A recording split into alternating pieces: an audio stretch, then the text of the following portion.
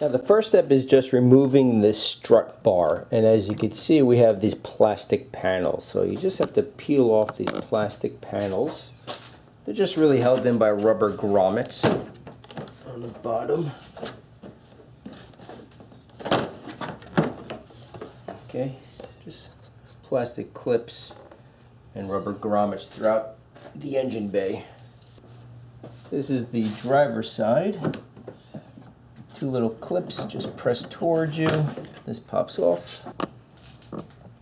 And of course the passenger side. Two clips here.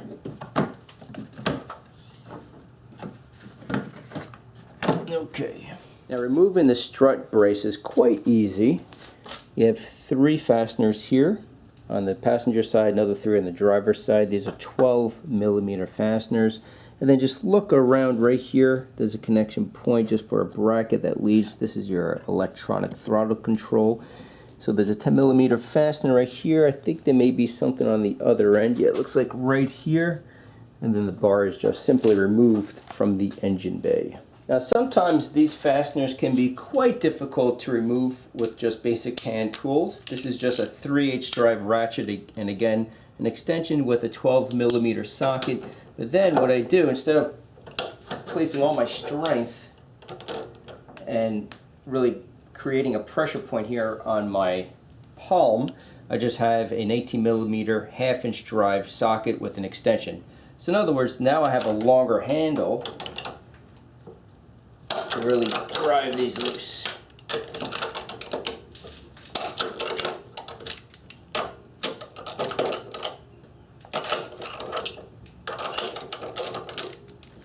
Same thing on the other end.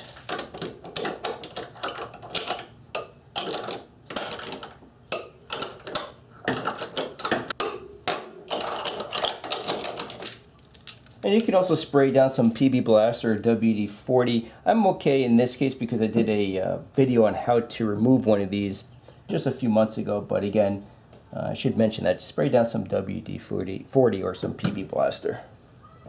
And this is a 10mm fastener.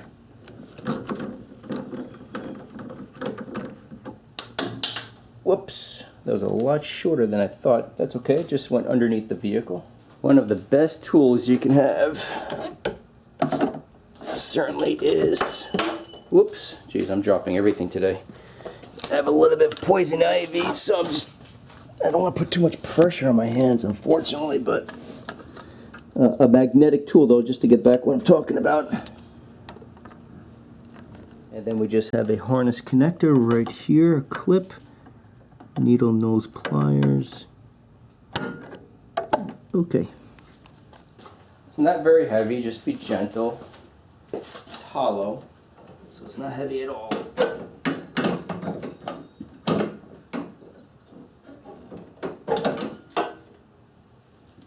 Now at this point I am going to spray just a little bit of PB Blaster on these top mounts right here.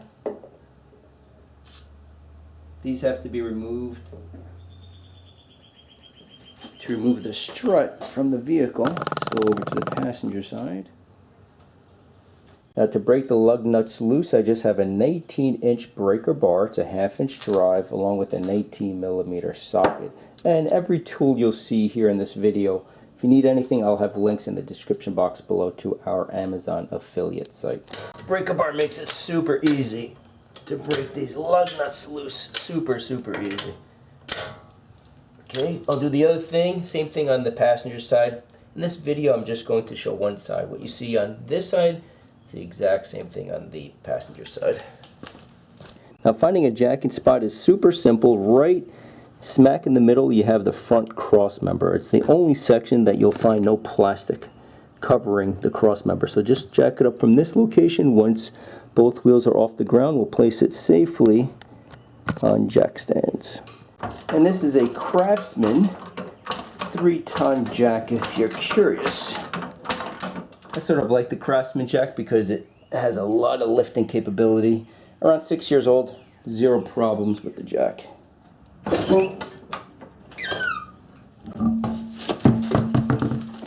Now a couple of reasons why you may be doing this job. Number one is take a look at the strut assembly. See if it's leaking oil. And if it is, a very good indication that really you need to replace the strut as soon as possible. That's number one. Number two is going over bumps. You may hear sort of a hollow thumping noise coming from the top of the engine bay in the corners. And there's a bushing that lives at the top or on the top of the strut that wears out. And this is starting to exhibit on both struts on this vehicle. So it's a good time to replace it. 14 years old, 85,000 miles. Here in the Northeast, the roads are horrible, so it's a good time to replace it. Thirdly, though, a little over a year ago, this vehicle it hydroplaned and struck a curb and cracked the front cross member. And this is a video I did on how to replace the front cross member around a year ago.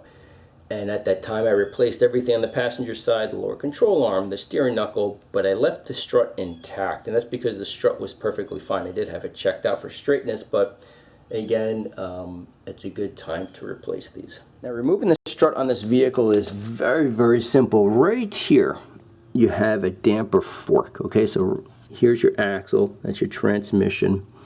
And there's just two fasteners. There's one on the bottom. So we're going to loosen up the fastener on the other end. Okay, right there, as you can see, it's already wet because I sprayed it down with some PB Blaster. And then right there, we're going to loosen up that fastener. There's nothing on the other end. It's just a straight fastener. So that's it, just two fasteners, okay? One right there, one on the bottom, and come up on top. We have 1, 2, 3 fasteners, and the entire assembly is removed from the vehicle. In my case, I'm using Monroe quick struts. I've used these before. I have very good luck with them. I'll talk more about the Acura TL regarding how you can get a different ride, but let me first remove these struts. Now, this lower fastener is a 17 millimeter, and again, I'm just using a breaker bar to break it loose. And then I'll jump over to a ratchet in a moment. And the top fastener is a 14 millimeter. Again, breaker bar, break it loose.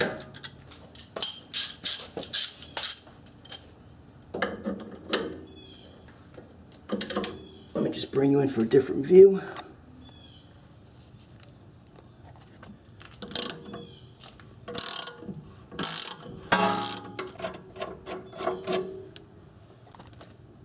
And then the lower fastener. Okay, let me grab a mallet. And here comes the rain again. Okay. And this is just a simple nail setter, just to drive out the fastener.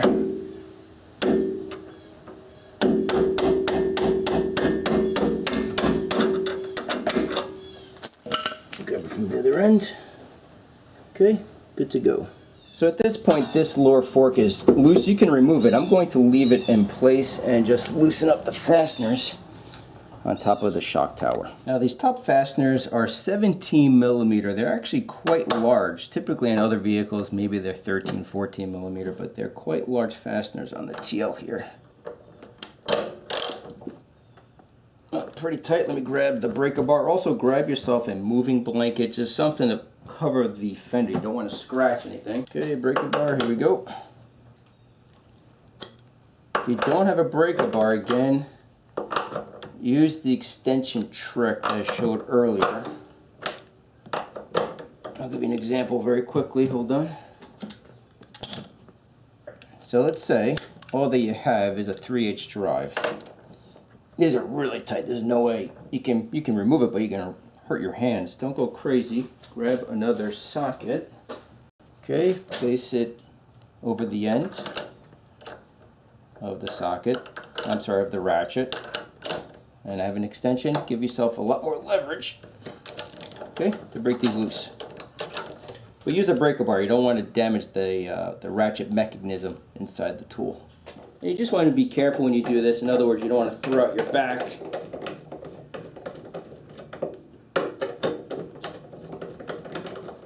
Okay, I'm just bringing it down gently. All right. So first, bring out okay, that's the two fasteners for the fork. the strut just simply, these are not heavy struts, fortunately. Some vehicles they're very, very heavy. And then you just slowly watch the body paint bring out, and there's your old strut. So now we have our brand new Monroe Quick Strut Assembly. I've used these before on other vehicles, perfectly happy with their performance. They're on the higher end. You can find lower costing struts for sure, but these are assembled in the USA and the quality is quite good. Secondly, take a look. You may be thinking, how come the Monroe strut is longer than the factory strut? And that's because when you reinstall brand new struts, the spring has to compress. So your ride height is going to be momentarily a little high, but over time it will go back down to normal. You do have brand new fasteners as well. So this is ready to be reinstalled in the vehicle.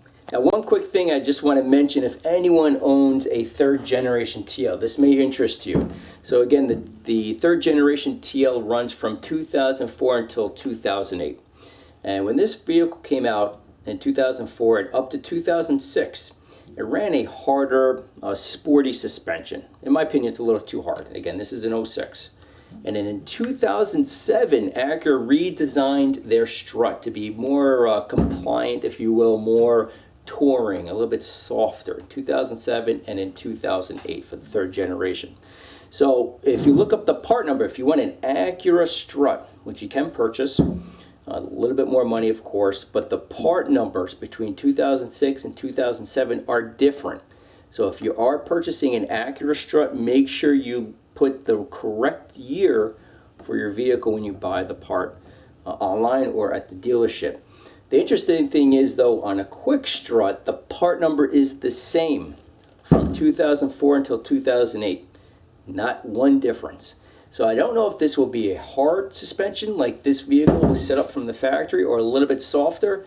So over time, as I drive this vehicle, I will give some feedback if you're curious on how these feel in a sense. And tomorrow, actually, I plan on going probably on a 3-hour trip. So I'll have some feedback for you guys if you're curious, and I'll leave that shortly. But just make note of that, okay? So from 2004 to 2006, harder suspension.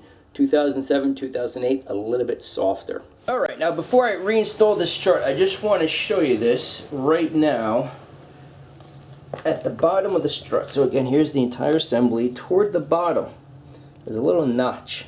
Okay, there we go, right there, this notch.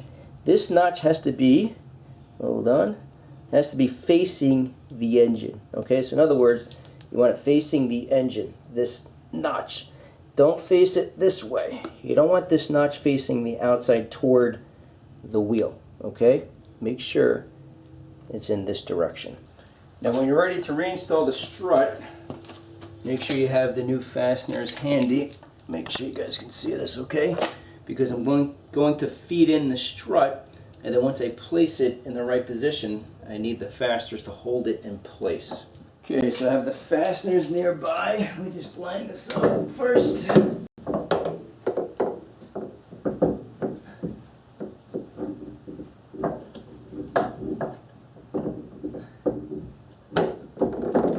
we go.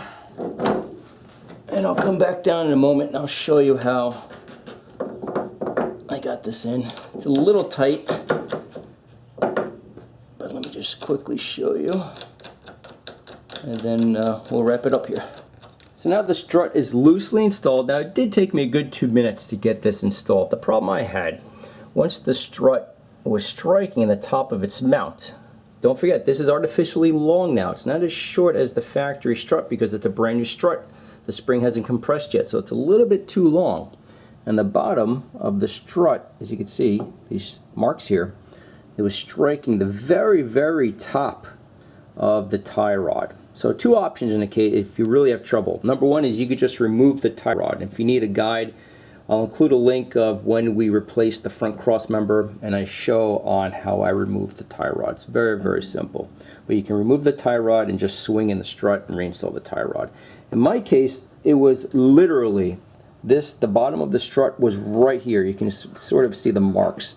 And all that I did is I just took a rubber mallet and just tapped it in. Okay, so if you do have that trouble, again, and you can't get over this, just remove the tie rod, slide it in. So now I need to install the bottom of the strut into the fork, okay?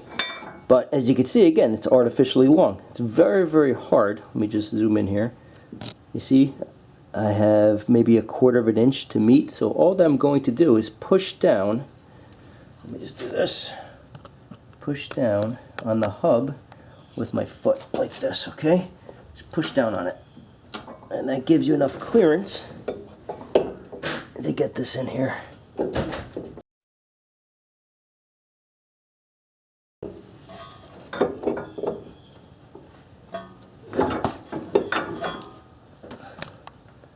Just like that.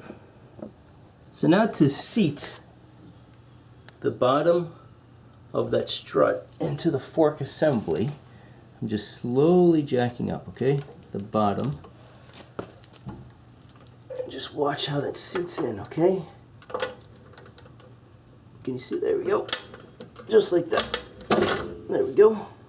Now you'll get to a point where you can't jack it up any longer. In other words, you'll start compressing the spring.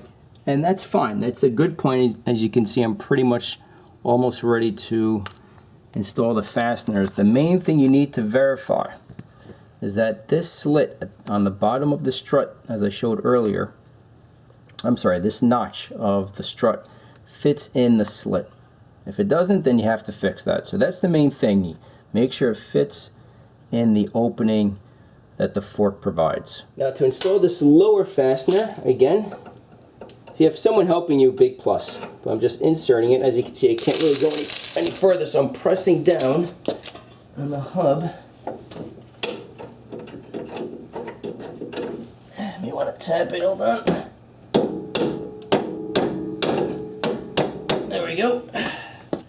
Alright, sort of have to be an acrobat to do this, but here we go.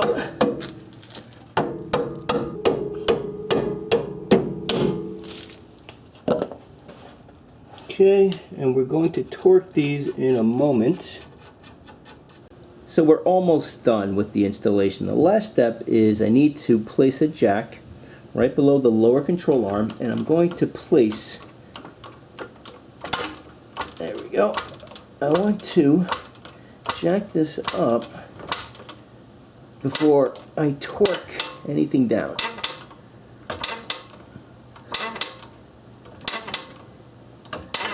Okay, so now the vehicle is starting to actually come off the jack stand, so that's enough stress on the entire assembly. Now we can torque all of the fasteners down. So now I'm torquing these to 37 foot-pounds. Again, if you do plan on doing your own auto repair, invest in a torque wrench, and I'll have a link, there we go, to our Amazon affiliate site, again, if you do need any tools. So 37 foot-pounds. Let's go down below. Now the pinch bolt, that's the 14mm fastener. This is tightened to 32 foot-pounds. See if I can get this in here. Put the camera in the way. There we go. Okay, and then the lower fastener, let me check the torque specs. And this lower fastener is 47 foot-pounds, okay? Make sure the other end doesn't rotate. If it does, again, just grab a wrench. Okay, now let's lower the suspension. Okay, that's it. So the driver's side is all done. Now I just need to do the passenger side, which I'll do off camera. And then the last step is just reinstalling that strut bar. If you do need a guide on how to reinstall that, again, I'm not going to do that now because I need to tackle the passenger side. I'll include a link in the description box below showing on how we, a separate video I did on how to remove and reinstall it. But that's all it really takes. It's not a hard job. If you have someone to help you, big plus, but you can certainly do it on your own. Next thing on this vehicle will be a ball joint. If you want to see that, please subscribe. We'll add it to the Acura TL playlist. Thank you for watching. We'll see you next time.